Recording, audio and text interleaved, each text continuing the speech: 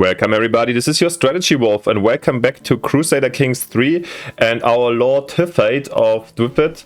And we see here his his overlord nowadays, since recently we bowed down not so long ago to the kind of legendary or famous King Rothry of Wales, who in the end kind of transferred us to his other vassal, our now Duke Hivil, Abris of Dihoybath. And yeah, so we are count and in his duchy, and yeah, recently a lot of stuff is going on. It's been not the best times for the region, war everywhere on all fronts. We did get involved a lot and lost our army in battles over in Ireland, so we have 4 men over here at the moment. Not only just the battles, we also lost our son Rothry over there. And our friend Dunshat is losing his territory of Thormont, either to the Connachtian Vikings over here, or an Irish faction, chieftain Sue Hongeld. So both these wars here downhill for this area and running really badly. On the other hand, we also see our Duke that does a kind of civil war internally within Wales, who tries to get control over Sir Girfidrin from Lord Gulgan, who is a direct vassal of our king at the moment. And also our king has changed, since it's not King Rothry the Great anymore who we bowed down to. He died from a seizure 4 years ago. Now King Anarvar the Bear is in charge, a very impressive, or at least vengeful, ambitious, callous, and a tactician, reckless tactician. So he's kind of an impulsive person. So yeah, there's still a lot to see and to happen. And actually one of his brothers over here seems to win the war, or seem to have won the war for Cheshire. So apparently taking back some territory from the Vikings and expanding into Chester. Alright, so much about the situation. Yeah, we are still kind of focusing on like getting some kind of defense together, and especially now since we lost our army, I think our main focus is stay here and try to prevent another sack of Penfro, since you remember Lord Tifate is a generous, lazy and brave man, so he mostly stays home and tries to now react to the situation and wants to prevent another seizure by the Vikings especially. We are like and we are Councillor of Dihoybath, by the way. I think we are. Yeah, exactly. So for this reason, we also didn't join. Like, we could choose the side in which we're fighting, but we stayed neutral in this civil war. We also need to pick a chancellor ourselves. Is there anybody kind of capable of doing this? Not really. So yeah, we'll just take our friend then, I guess. And yeah, even if he really is bad, but we can do some foreign affairs. We'll see where this leads to. It's a friend, and remember, he was the guy from Oriel, like the Count basically from Ireland. But he lost his territory already, so yeah, our ties to Ireland are weakening. Apart from that, I think there's not so much to say, so here still is the Battle of Bir over here, where we lost our entire army. At least our son escaped and came home safely, so yeah, son and heir. Alright, then let's just go. Let's maybe start on a level 3 speed, so we might not miss everything. And see where this is going. Yeah, another observation was that at the same time the petty kingdom of Cornwall is also falling to, in this case, the Jorvik conquest. So yeah, Wales is getting more and more surrounded. I mean, Mercia still is existent, and yeah, here we see the addition of Cheshire to Wales. However, we're getting more and more surrounded, and the Viking threat is quite present, and is something probably that is quite omnipresent for Tifate, and the thing he thinks about the most. Alright, my injured knight, my knight Ingrid has been wounded, and his flesh has contracted foulness and swelling. If the right kind of treatment is administered, and Jesus is merciful, he should make it, yeah. Come on, you're Welsh knight, you will make it. You're 50 already, but let's see. And yeah, we do try to learn Irish again, since we have our connections to the island. A lesson in Lucre. My son Bledrick has just finished a lesson held by Ilud on the management of the treasury and the gold therein. Bledrick seems to have taken the lesson to heart with a reinforced sense of justice. He's constantly talking about how everyone from the highest lord to the lowest chandler plays their part in the economy of the realm. Alright, he's our bastard son who's getting my own educational right. Just, greedy, or callous. A strong sense of justice will endear you to the people. Wahaha, no boy, what you need to do is to bleed them dry. Emotions beget weakness, child, so press them. Generous, lazy, and brave. I think the brave and the generous tend to make... Yeah, I think just is something we do admire, so he's gonna be a just person, I think, yeah. Alright. As you remember, also the last episodes we started to use the dice more often, or the die more often. I will keep on doing that, but I feel like when I have kind of a clear answer to how the character react in a certain situation, I will not use them too often, but yeah. I will find my pace of using them, so we'll see. A strange noise. I arrived back at my castle after a long, lonely walk. Another year passed, another year older. I was born this year 50 years ago. The older I get, the more I cherish the relationships I've cultivated over the years. So it saddens me that I've not heard from my wife Sile or any of my friends today. I trudge along to my chambers, loneliness impeding my lazy feet when I hear a clang and hushed whispers from down the hallway. What could that be at this hour? Oh, happy birthday! All my nearest and dearest friends have come together to wish me as well as I begin this next year of life. There's even an entire table laden with entrements, my favorite. Here I was thinking that everyone had forgotten about me. I cannot believe that Sile went to all the trouble of arranging this in secret. I had not a clue such a thoughtful surprise being planned at all. My friend Kongalach approaches me struggling to carry 3 beautiful wrapped packages. Even the trickster, he says, I have 3 gifts here for you to choosing. One shall be yours, but which shall it be? Really, he's here for my birthday. That's quite impressive. Why is he a vow of poverty? Aha. That's probably why he's dressed so, like, sick. And he's fighting for his home, but he still came out to a birthday. That's impressive. Which side do we want? I think there's not a clear indication. Again, like, just talking about it, I think this is a question for the die again. 6-sided die. And we roll a 6. Good things come in small packages. Okay, generosity or humbleness maybe. And we've got a quail eggshell gem. Fertility and a colorful piece of eggshell passing as a gem. Fertility up, prestige down. Well, I think since it's from our friends and we're generous and even brave, we don't care to be mocked at or something, I think we're gonna wear it. Is it actually our first artifact? Yeah, a quail's eggshell gem, yeah. Colorful piece of eggshell passing as a gem, okay. Our prestige is suffering, but it's nothing I care too much about. Also, apart from this, I mean, I'm getting a lot anyways by being the Chancellor of Dehorbath. Child of my dynasty, my courtier Migrate has given birth to a son. Okay, since the little one is part of the Upledry dynasty, he should be blessed with our name. Oh, okay, she was the... Oh, okay, the son is not seeing his father. And it's Subble, I guess. My grandson, okay. I guess we'll raise him definitely. And Ingrid has been wounded again. And the... gangrene, okay. Well... I mean, what shall I do? Let's speed up a bit, I guess. Since we want to see these wars resolved, I guess, soon.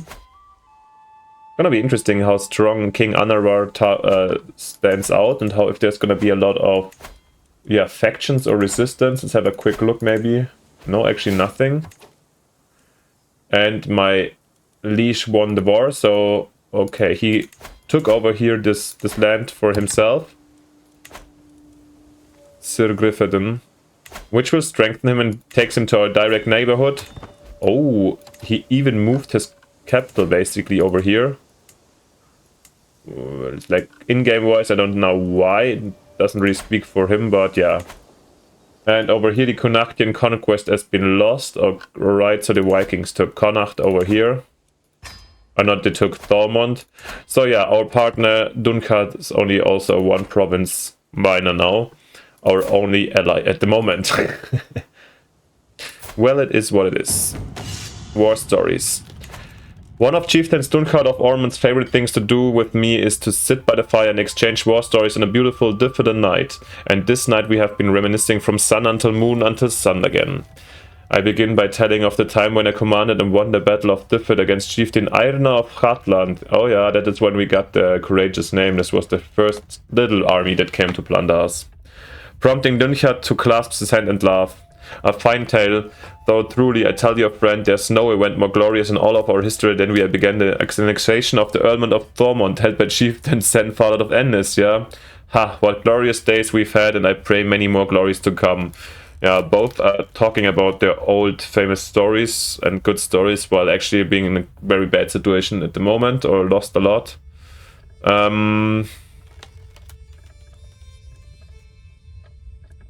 My story is better.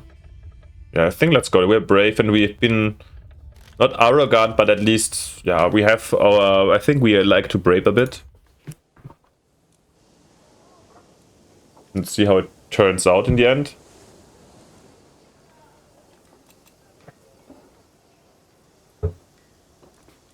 I don't get any result. That's a little bit weird. Okay. Check it out anyways. Let's quickly check these things. Yeah, physicians would be nice, but I don't have money, as you see. Yeah.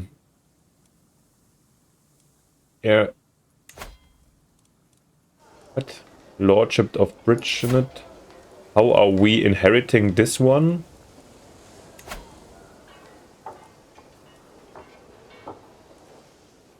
That's odd, but okay. Are we somehow related? Is this just random at this point? Well, we'll have a look, but yeah, I think we're not gonna inherit it.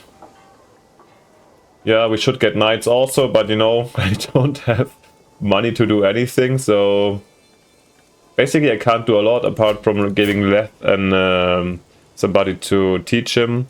It's my son and I'm a diplomat, so let's, yeah, we raise him ourselves.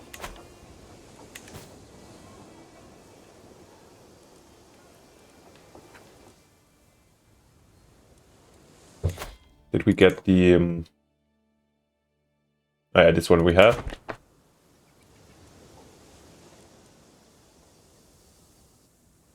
Well, I seem like not to get an answer. Okay, what do we have here in Jorvik? Who are they fighting for? Populist uprising, Catholic uprising, okay.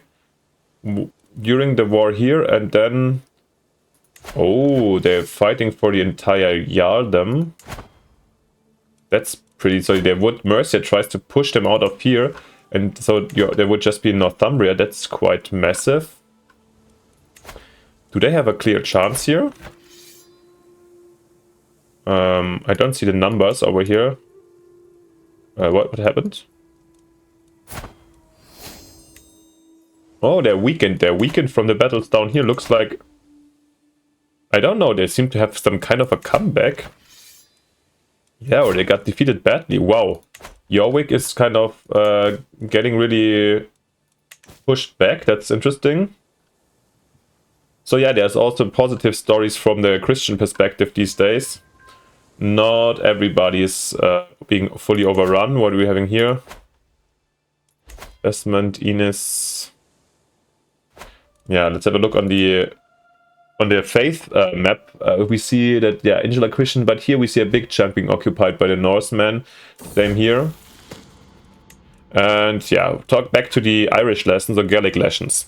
My precious Gaelic notes are scattered all over my study, and the ink-soaked raven is still flapping its wing all over. How did it even get in here? Who covered it in ink? A letter for you, my lord. I turn around and snatch the message out of the servant's hand. A real shame what happened to your notes, but look on the bright side. Your writing was already similar to crow's feet. Regards, Jarl Ivar. How come this? Wow. How... yeah, I mean, we hate him anyways. He was the one to plunder us. Does he deserve to die, or do we fully overreact and he just becomes our rival? We are brave, so a lot of it would speak for actually like a move towards heavier measures. So Yeah, but we don't know if we really have the potential to organize a murder. We will roll the die. So 1, 2, 3, the first option. Whoops. And we do roll a 2. Oh, for those who were already getting excited for us being murderer of Real Iowa, no. We, yeah, just do this. Since we really don't like it, and he became our rival. That's interesting. So we have one rival, Jarl Ivar the Boneless. Yeah, after a long time reminiscing about what he did to the area here, and now we clearly know that he's the problem, and this person is really evil, and now he's did this to us while learning Gaelic. I mean, that he has the reach to sabotage our nodes. I mean, they do have the possessions here in Dublin, basically, and extended also a little bit, so they're not far away, but that he sent somebody to really hamper our Gaelic lessons, that's kind of insane. Yeah, the Fire Roast drinks have been had, and Congalach is calling out for me for a story. The first thought is of a famous Cumbrian folktale, a classic that never fails to delight. On the other hand, what if I told a story of my own life, perhaps of the time Jarl Ivar of the Sodrea and I became rivals? Yeah, of course I'm not gonna tell this story, because right now, yeah, it's just up in my head, so definitely I'm telling my friend what this swine did to me. Alright, alone in the kitchen. Greetings, my lord. Winke, one of the cooks, says, I have here son Bledrick with me here. He promised to clean the pots in the cookery, you see. She draws in a sharp breath. But he gobbled down every sweet he could find, like a little pig. Now he's all sweaty and red from exerting himself eating. Bledrick never could resist sweet things, but this might be taking it a bit far. Okay, it's about our education. Remember, no one can tell you what you can or cannot eat. Don't waste your energy on people like this boy. You should treat Winky better. Also, once again, I think there's no clear indication in our character, so once again I used to die. It's a 5, so you should treat Winky better. Even though we don't like you that well much. How did she even come at our court, but still. He turns into a compassionate person, that's good to see.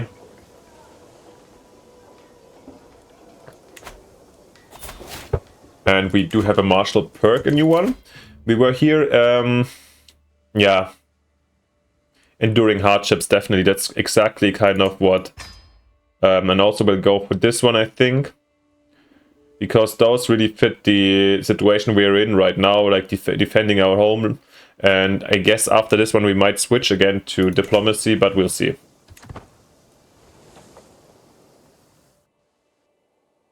And here is also crazy to see, the House of Wessex split, so we have, okay. The Essex and Wessex from the same family, basically. Not brothers, because... Oh, Queen. Oh, the other king, the brother of Wessex, died pretty young and fell to his sister. Alright. Let's see if the Essex are going to take over here. Yeah. Ooh. Oh, wow. Mercia is really... Is it Mercia? Who occupies... no, this is the uprising. I'm really interested. Is Jorvik gonna fall already, and we're gonna see like a Mercian expansion and maybe here the Catholic uprising of the Northumbrians? That would be kind of intense. Once image.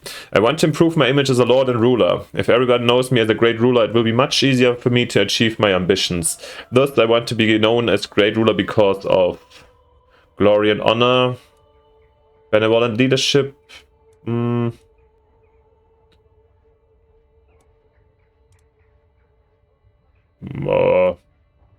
Also no clear indication. Let's do the 20-sided die again. And we roll a 9. So my benevolent leadership. Alright. And yeah, something that I actually wanted to do was, forgot about it, is we're not going to collect taxes anymore. We're a generous person, so it doesn't fit us instead. And also considering that we're kind of still rebuilding after the plunder over here, I think the increasing development makes more sense here. So this is what we're going to do. Push it a little bit up. Oh my god. We only have 2 development. Did we lose so much during the pillage? I don't know if we just started with like one of the weakest provinces in the world. I'm not sure. Well, it's beautiful over here, so yeah, we're gonna get there. Once the trading and fishing starts in the Masters. And I'm invited by... in Gwent, okay. Oh, I do like him. He's like a... Lord Frinel of Murik of Gwent. He's one of our fellow lords here in Deheubarth. I mean, I'm lazy, but this is not far away. I don't want to hire a caravan master. We simply can't afford, but for a hunt over there, I think this should be... Would we risk it? Or should we hire some forest guides? Yeah, come on. We can do this. For 2 gold, I think I can afford this. Let's just join the hunt then.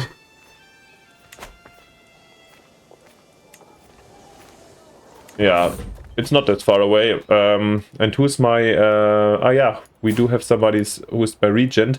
My acquaintance Lord Fennel is hosting a hunt in Gwent and time has come for us to depart. I should be able to proudly represent the house of Abledri. This should be good sport if the event is properly organized. Ah, okay, it's him. Sure. I can't wait. And Liveragov, of course, my son is taking power in the meantime. Travel, a duel demanded.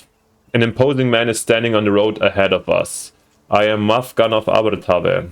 I have bested dozens of men in combat, and honestly, all those fights were dull. So here I am on this road looking for someone better than me, someone I can learn from.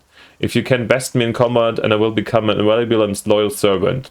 And so, on this day, I demand to meet one of you in a fair fight. Okay, Mafgan, he's lisping a bit. And what options do we have? I think I do have an interest because I'm brave. And I think I will fight in this case. Yeah, he will go and fight. And of course we are losing. But that's what it is. Danger, a buzzing scourge. The woods of Abertawe are swarming with tiny dark blood-sucking insects. No matter what we do or where we go, they are there, leeching our blood like a torturous cloud sent by Satan himself. Not only are the horses getting flighty and temperamental, but my entourage is as well. Especially my courtier Habis, who is furiously flailing her centurion-covered arms. Who was she again? Yeah, she's quite prominent around. Push through their mere insects. Yeah. How I strip down, you'll walk in the front. No. Push through their mere insects, of course. Trained mosquitoes, what is happening to us? Tiny penalty and stress gain, okay. We're making camp. As we await the arrival of the rest of the guests, Lord Frinel has started on the preparations. His gamekeepers check the grassland each day for signs of quarry, while building a camp closer to the hunting grounds. I have checked my gear and horse many times. It won't be long now. Okay, let's see.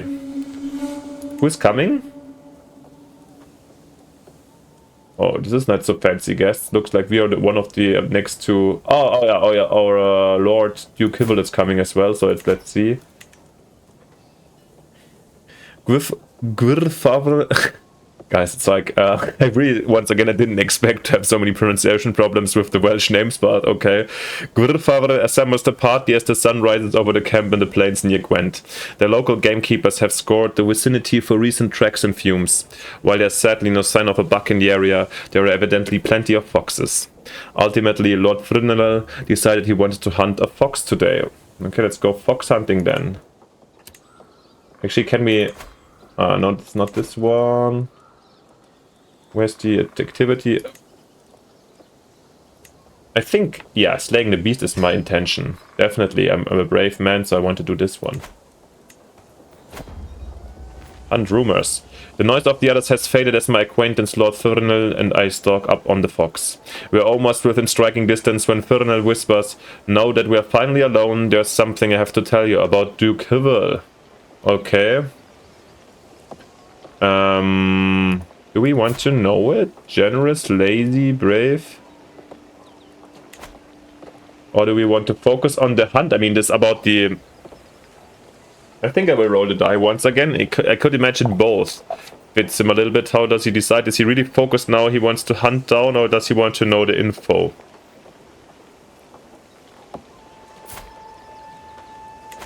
I think let's 50-50 chances. And it's a 6, so yeah, he definitely wants to know what's going on with Pivel. Let's see what he's telling me. My party and I stalk through a copse, eyes peeled of any sign for a fox. From the canopy above, a soft twittering spills forth, growing louder as we advance. It is a nestling screeching for its mother. An agile huntsman brings down a fluffy ayas, an unfledged raptor chick, from the birch. What luck! Only young birds caught in the wild can be properly trained to hunt. Ah. Have it taken back to my muse. I'm lazy, so yeah. We can give it to Hibble as a gift. Or put it back. Well, I mean, we're generous, but do we already know what's... Oh yeah. He murdered Geralt. Who's Geralt? Okay, some rando. When was that actually? A couple of years ago, so I think it's okay. Yeah, and we're generous and lazy, so I think we're gonna give it to him in this case, even if we... would have been nice to have a little bird, but in this case I'm too lazy to take care of him. We have other things to do, so it's for... Maybe we... Yeah, try to improve our relations to our overlord. My acquaintance Argat is the first to spot its flowing tail. Who was Argat? Lord Fenris Karon was, okay. The cunning dog is hard to distinguish, but there's no doubt it's there, observing us through the tree line. Lord Frenel takes off after the beast, crying, "Come, it's getting away!" Let's go. Cornering the fox. We can hardly keep up with the blasted beast as it darts and weaves through the poplar trees, barking wildly.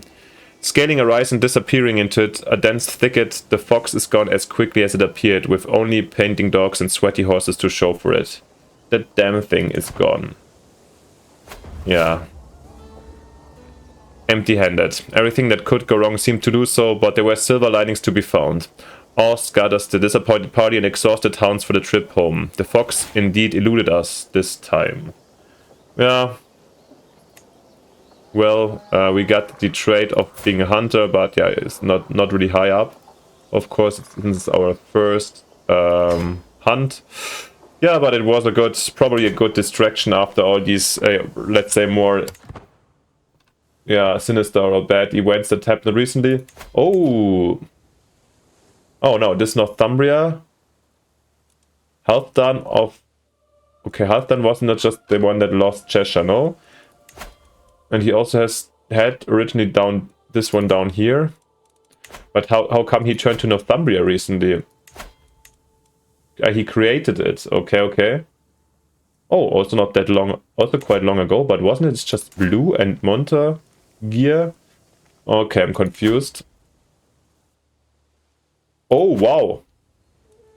And also the uprising was successful, so we have the Kingdom of Dara. Wait. No, Halfdan. Halfdan was the original Jorvik. Of course, it was the Jorvik man. What about here, about Chester? Hestinson. Who's Hestinson now? He's independent over here in the Earldom of Juraby. Okay, and then Jorvik was defeated over here, and he's the one still fighting versus Cornwall. Okay, but the uprising of here. And what are you fighting for? You can't anymore. So Mercia is not expanding since, or who's occupying this one? He's fighting also Alfred or Ethelred of Nottinghamshire. Okay, Lindsay is occupied by Burgred of Mercia. Okay, I don't know if they're immediately fighting. Okay, they are immediately fighting. So Mercia is again fighting for Jorvik, but now against the Catholic uprising. Interesting. And what, the Northern Army conquest? Okay, who's that? Northman army. Okay, there's another Northman army just coming in and invading also Dara. So yeah, there's a lot of stuff going on in Jorvik or Northumbria. This is pretty crazy. So yeah, the Viking threat is for sure not over, even though now like looks like the Catholics or the Christians seem to have the upper hand. Yeah. At least Wales seems to be halfway peaceful these days. Yeah, we went time to go hunting, and let's see where the future is leading us, or what where we're going to go. I think that's still a good moment to end this very episode. Thank you for watching. Leave me please a like and a subscription to support this channel. It would be really appreciated. And yeah, apart from this, see you hopefully next time with the next episode and see how Hiffet is continuing after in his 50s. So see you then. Bye, your Strategy Wolf.